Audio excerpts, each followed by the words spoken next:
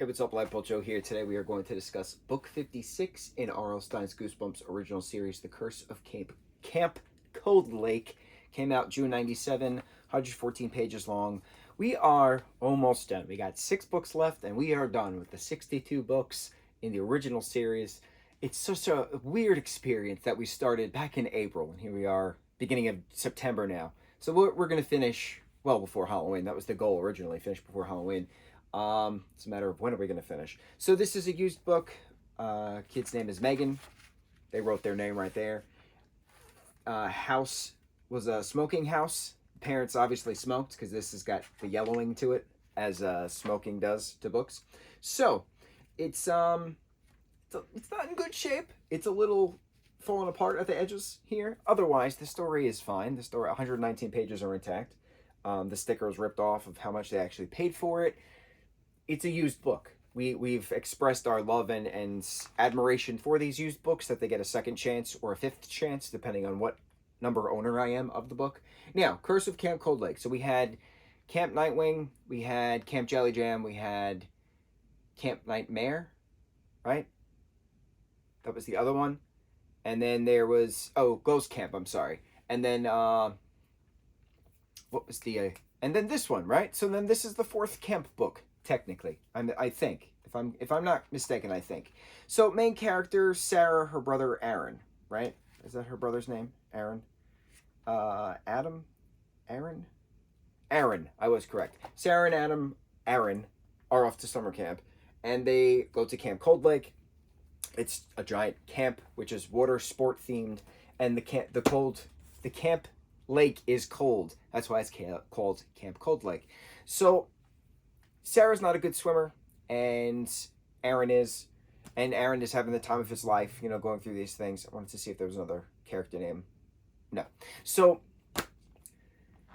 she's getting pranked by her cabin mates, and she's tired of it. So she's like, you know what? I'm going to fake drown myself in the lake, and everybody's going to feel sorry for me. So she goes in the water. She goes under the water, and she winds up drowning. Actually drowning. Then she's seeing a ghost in this between, because she's not fully dead. She's meeting this ghost now in this gray, wintry version of camp named Della, and you can see through Della, and her blonde hair flows wispily, and you could see through her, right? It's one of those keeping up in the themes that the ghost is solid but not. You could see through him at times. So then Sarah's resuscitated by Liz, one of the camp directors, and she's in okay, well, you need to rest, but you should also try to do other sporting things to try to, face the fear of the water, because you should have had a buddy this entire time, but you didn't. Things, right? So then Della is now haunting her from the beyond at the camp, and it's assumed that Della drowned in the lake, and that's why she's looking for this other buddy to go and be, have a buddy to go to the other side. And so Sarah keeps seeing her, and nobody else is seeing her, obviously, because she's only being haunted. She talks to Aaron about it. She doesn't talk to Aaron about it specifically, but she talks to Aaron that something's weird's going on, and I want to go home. And he's like, no, but this is the best summer of my life. I'm having so much fun. I don't want to leave. Mom and Dad are only going to come up once. If you call them now, I don't want to leave yet. So she talks to the camp director, who doesn't see Della, even though Della's right there. And then one of her cabin mates, Brianna, is in the mess hall with her at some point, and Della's talking to her, and she screams and saying, shut up, and I just stay away from me. And then Brianna's like, okay, fine, I will. And then she's like, no, I'm not talking to you, I'm talking to her. And then Brianna turns, and then she has this weird look on her face, right, seeing Della by the window. The story continues. Della tries to kill her again, and so Sarah's like, that's it, I've had enough. She escapes to the woods. Della's in the woods. She says, you thought I had drowned, but I didn't drown. I died from a poisonous snake. And the biological fact is, something's poisonous if you ingest it, and an animal can have venom, which can affect you.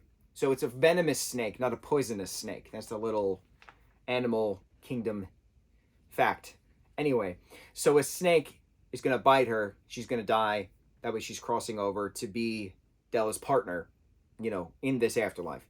And then Brianna meets them in the woods, and she says, I've seen you this entire time, and you tried to do this to me last year, and I'm not allowing you. So she takes the snake away, and Della disappears.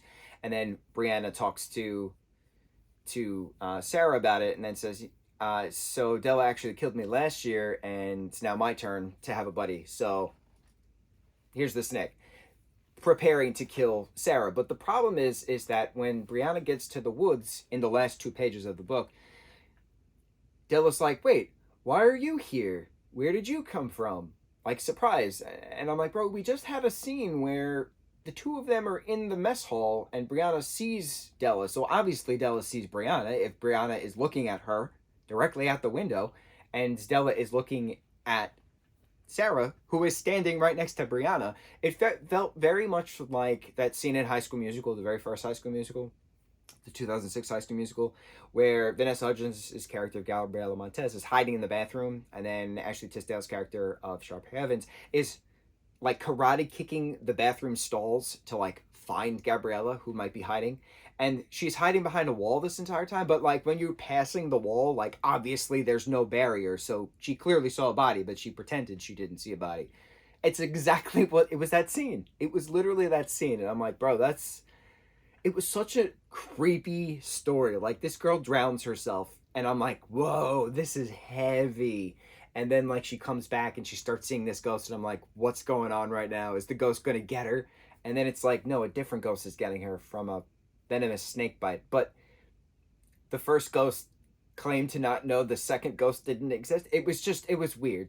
Everything was great up until the last 2 pages, and I'm like, ruined it.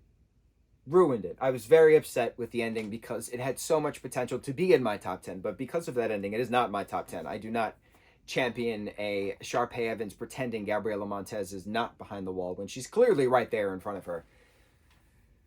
It happens. We've read it, 114 pages. I think we read it in two days, so good for us. Book 56, R.L. Stine's Goosebumps original series, Curse of Camp Cold Lake. The Curse of Camp Cold Lake. On to the next review.